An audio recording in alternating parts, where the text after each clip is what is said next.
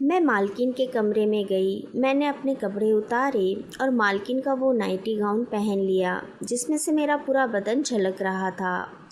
मैंने जानबूझकर ऊपर के 2 बटन खुले रखे ताकि मालिक ये नज़ारा देख सके। उनकी नज़र मुझसे हट ही नहीं रही थी, कभी ऊपर कभी नीचे, बस देखते जा रहे थे। उन्होंने मेरा हाथ पकड़ा और दरवाज़ा बंद कर दिया और मुझे बेड पर बिठाया। फिर मैंने दोनों खोलकर मालिक ने पूरी रात, मेरा नाम शालिनी है, मैं 24 साल की हूँ, दिखने में खूबसूरत और जवान हूँ। मेरी शादी सुरेश नाम के लड़के से हुई थी जो दिखने में ऊंचा, लंबा और हट्टा कट्टा था। मुझे वो शादी करके अपने मालिक के घर ले आया जहाँ वो काम करता था। मालिक ने उसे एक रूम दिया था रहने के लिए। मैं भी खुशी खुशी उसके साथ शहर आ गई। मालकिन को जैसे ही पता चला वो मुझसे मिलने के लिए आई और कहने लगी, अगर तुम चाहो तो हमारे घर पर कपड़े बर्तन और झाड़ू पोछा का काम कर सकती हो, जिससे 2 पैसे तुम भी कमा पाओगी और तुम्हारा मन भी बहल जाएगा। सुरेश ने कहा, हाँ हाँ, क्यों नहीं मालकिन, कल से आ जाएगी। अगले दिन से मैं उनके वहाँ काम करने लगी। हमारा गुजारा हो ही रहा था कि अचानक एक दिन सुरेश की तबीयत खराब हो गई। उसे जैसे ही अस्पताल ले गए, डॉक्टर ने उसे मृत घोषित कर दिया। अभी हमारी शादी को सिर्फ 2 ही साल तो हुए थे। मैं कितनी बदनसीब थी कि पति का प्यार अभी ठीक से मैं पाई भी नहीं थी। उतने में ही मेरा पति चल बसा।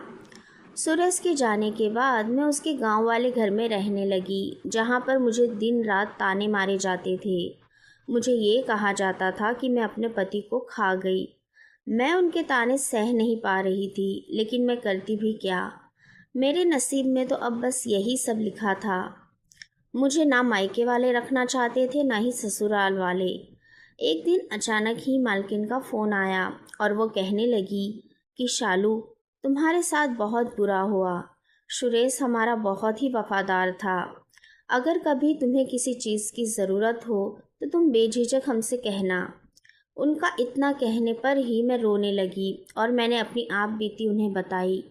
मैंने कहा, सुरेश के जाने का गम मुझे भी है, लेकिन ये दुनिया तो जैसे मुझे ही उसका कातिल समझ रही है। ससुराल में मुझे रात दिन ताने दिए जाते हैं। मैं थक चुकी हूँ। कभी कभी लगता है कि मैं कुछ कर बैठूँ। तो मालकिन कहने लगी, अरे ऐसा क्यों कह रही हो? एक काम क्यों नहीं करती तुम? मेरे वहाँ वापस आ जाओ। मैं यहाँ तुम्हें रोटी, कपड़ा और मकान दूंगी। बदले में तुम जो काम करती थी वो करती रहना। तुम्हारे लिए मेरे घर के दरवाजे हमेशा खुले हैं। मैं रात भर उनकी बातों को सोचती रही। मैंने सोचा कि वो सही तो कह रही है। मुझे सिर्फ रोटी, कपड़ा और मकान ही तो चाहिए। अगर मैं यहाँ रही तो इनके ताने सुन सुनकर पागल हो जाऊंगी। इससे बेहतर होगा कि मैं मालकिन के पास ही चली जाऊं। अगले दिन मैं किसी को बिना बताए वहाँ से निकल गई। बस में बैठकर मैं शहर आ गई। मालकिन मुझे देखते ही बहुत खुश हुई। मेरे मालिक भी बहुत अच्छे थे। वो बहुत समझदार थे। मुझे मालिक और मालकिन दोनों ही अच्छे लगते थे। मालिक कहने लगे, शालू, अब तुम्हें चिंता करने की कोई ज़रूरत नहीं है। तुम्हारा पूरा खर्चा हम उठाएंगे। तुम्हें किसी भी चीज़ की ज़रूरत हो तो तुम बेझिझक होकर मुझसे मांग लेना। मैंने हाँ में सिर हिलाया और अपने कामों में व्यस्त हो गई। अब मैं दिन रात मालिक और मालकिन के कामों में लगी रहती। उनके लिए खाना बनाना, उनके कपड़े बर्तन धोना। कभी कभी मैं मालकिन की सर की मालिश कर देती, क्योंकि उनकी तबीयत कुछ खास अच्छी नहीं रहती थी।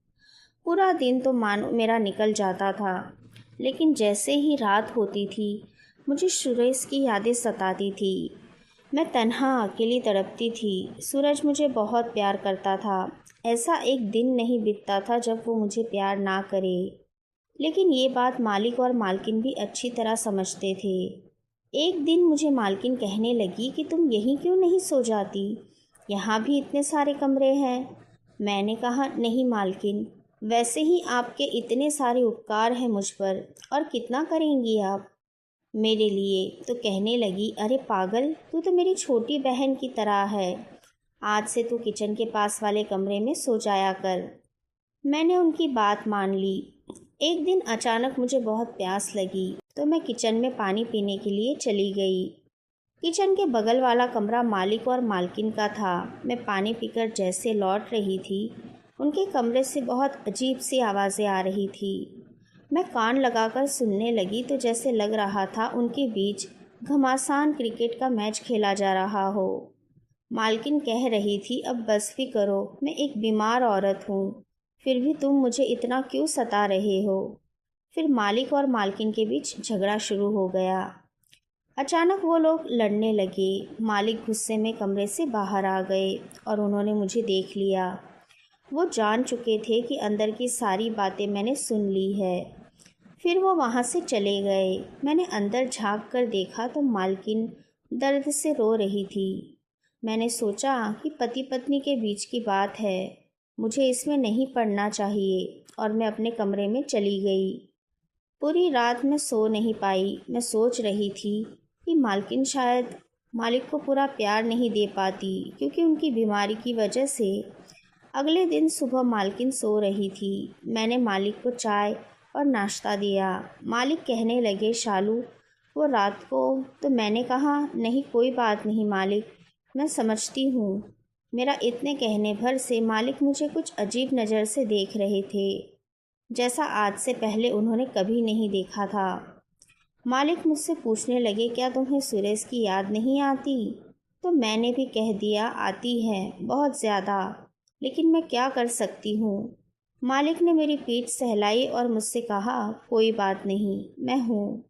उनका छूना मुझे अच्छा लगा और उस दिन के बाद से मालिक का मुझे देखने का नज़रिया पूरी तरीके से बदल गया।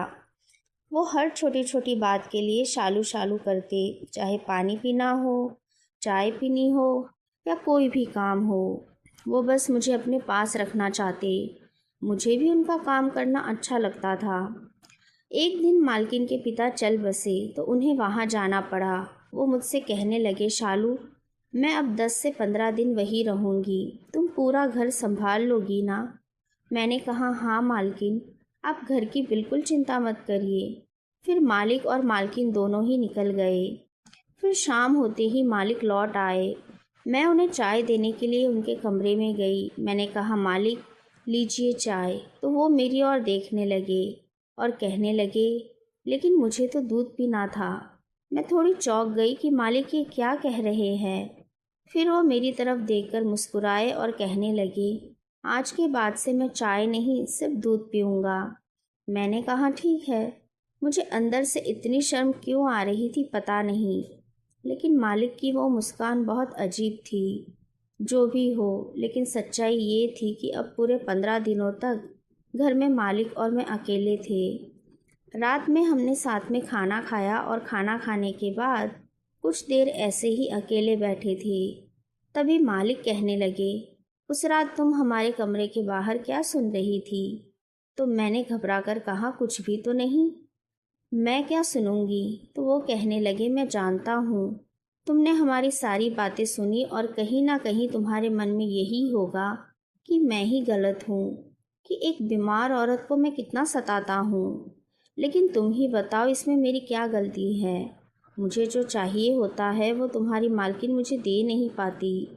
हर रात उसका कोई ना कोई बहाना होता है, कभी ये दर्द हो रहा है, कभी वो दर्द हो रहा है। मैं पूरे दिन कमाता हूँ और बदले में यही चाहता हूँ कि रात को अपनी बीवी को प्यार करूँ और अपनी बीवी से प्यार पाऊँ। क्या मेरी सोच गलत है? तो मैंने कहा, नहीं, बिल्कुल भी नहीं। मालिक, किसी भी आदमी की यही सोच होती है कि रात को वो अपनी बीवी के साथ रुक क्यों गई? बोलो। मुझे शर्म आ रही थी ये सब बातें करते हुए, लेकिन मालिक बिल्कुल खुलकर बातें कर रहे थे। वो कहने लगे, अब तुम ही बताओ, तुम भी इतनी जवान हो, खूबसूरत हो, और इतनी भरी जवानी में सुरेश तुम्हें छोड़कर चला गया। क्या तुम्हें प्यार की ज़रूरत महसूस नहीं होती? क्या तुम नहीं तड़पती प्यार के लिए? मेरा दिल ज़ोरों से धड़कने लगा कि मालिक ये क्या कह रहे हैं। बोलो शालू, तुम चुप क्यों हो?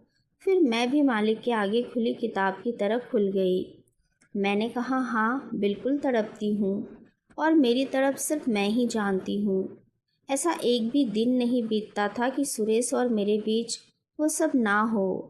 वो वैसे ही रूम पर आता था, मुझ पर टूट पड़ता था। फिर धीरे से मालिक मेरे पास आए और कहने लगे कि तुम हो ही इतनी खूबसूरत कि कोई भी तुम पर टूट पड़े। तुम्हारा ये गोरा बदन, नशीली आंखें, गुलाब जैसी पंखुड़ियों की तरह तुम्हारे होठ और उभार तो ऐसे कि जिन पर से नज़र ही ना हटे। मैं शर्मा रही थी और मालिक मेरी तारीफ़ किए जा रहे थे। मैं अपने कमरे में जाने लगी तो मालिक ने मेरा हाथ पकड़ लिया और कहने लगे, देखो सालू, मैं तुम्हारे साथ कोई ज़बरदस्ती नहीं करना चाहता, लेकिन अगर तुम चाहो तो मैं सुरेश की कमी पूरी कर सकता हूँ। बदले में तुम भी मुझे वो प्यार देना जो तुम्हारी मालकिन मुझे नहीं दे पाती। अगर तुम्हारी हाँ है तो ठीक है, वरना कोई बात नहीं। मैं बस इतना चाहता हूँ कि तुम्हारे अंदर जो आग लगी है मैं उसे शांत करूँ। हम एक दूसरे का सहारा बन सकते हैं। तुम्हारी मालकिन की बीमारी की वजह से वो मुझे ठीक से 2-3 मिनट का प्यार तक नहीं दे पाती, लेकिन जिस तरह से सुरेश तुम्हें घंटों तक का प्यार देता था, वही प्यार मैं दे सकता हूँ। इतना कहकर मालिक अपने कमरे में चले गए। फिर मैं भी एक गहरी सोच में चली गई। मैंने सोचा कि मालिक आखिर गलत ही क्या कह रहे हैं। वैसे भी अभी मेरी भरी जवानी है, मेरी उम्र ही क्या है, और मेरी दूसरी शादी तो कभी होगी नहीं, तो आखिर मैं क्यों तड़पती रहूं। मुझे भी तो कोई प्यार करने वाला चाहिए, और वो प्यार अगर मुझे मालिक से मिल रहा है, इसमें बुरा क्या है। और रही मालकिन की बात, तो मैंने देखा है वो खुद मालिक से दूर भागती है। उनकी बीमार शरीर मालिक के प्यार को बर्दाश्त नहीं कर पाता है, और अगर मालकिन को ये सब सही नहीं लगा तो वो खुद आकर मुझसे कह देंगी। वो ऐसे ही थोड़ी ना गई है मालिक और मुझे इतने बड़े घर में अकेला छोड़कर। जो भी हो, लेकिन अब मैं अपनी भावनाओं को नहीं रोकूंगी और मालिक को निराश नहीं करूंगी। मैं मालकिन के कमरे में गई। मैंने अपने कपड़े उतारे और मालकिन का वो नाइटी गाउन पहन लिया जिसमें से मेरा पूरा बदन झलक रहा था। मैंने जानबूझकर ऊपर के 2 बटन खुले रखे ताकि मालिक ये नज़ारा देख सके। मैं बहुत ही अच्छे से तैयार हो गई, जैसे मालिक को पसंद था वैसे ही। मैं आज की रात मालिक के लिए यादगार बनाना चाहती थी। बस क्या था फिर। मैं जैसे ही मालिक के कमरे में गई तो मालिक मुझे देखे ही जा रहे थे। उनकी नज़र मुझसे हट ही नहीं रही थी, कभी ऊपर कभी नीचे, बस देखते जा रहे थे। उन्होंने मेरा हाथ पकड़ा और दरवाज़ा बंद कर दिया और मुझे बेड पर बिठाया। फिर मालिक ने कहा, रुको, मैं तुम्हारे लिए एक तोहफ़ा लाया हूँ। फिर उन्होंने मुझे सोने की अंगूठी पहनाई। मेरी तो खुशी का ठिकाना ही नहीं था। मैंने कभी अपनी ज़िंदगी में सोने की अंगूठी नहीं पहनी थी, और उसी खुशी में मैं मालिक के गले लग गई। मालिक ने भी मुझे अपनी बाहों में कसकर पकड़ लिया। उसके बाद हम दोनों प्रेम के सागर में डूबते चले गए। लगभग 35 मिनट तक प्यार का गोता लगाने के बाद हम दोनों बाहर आ गए। मैंने मालिक से कहा कि आज बहुत दिनों बाद सुकून मिला है।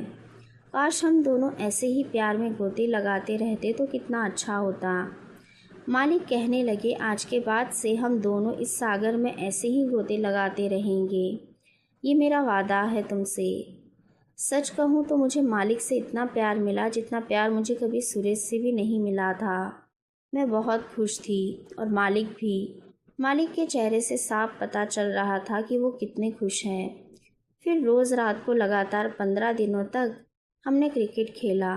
उसके बाद मालकिन भी वापस आ गई, लेकिन मालकिन सब जानती थी। मालिक ने अपना कमरा अलग कर लिया और वो खुद मुझे मालिक की सेवा में भेज देती और कहती, उनका ख्याल रखना। बस हम तीनों खुश थे, मालिक, मालकिन और मैं। तो दोस्तों, कैसी लगी आपको ये कहानी? मुझे कमेंट करके ज़रूर बताइए। अगर अच्छी लगी हो तो प्लीज़ लाइक कीजिए, शेयर कीजिए और सब्सक्राइब करना बिल्कुल भी ना भूलें। धन्यवाद।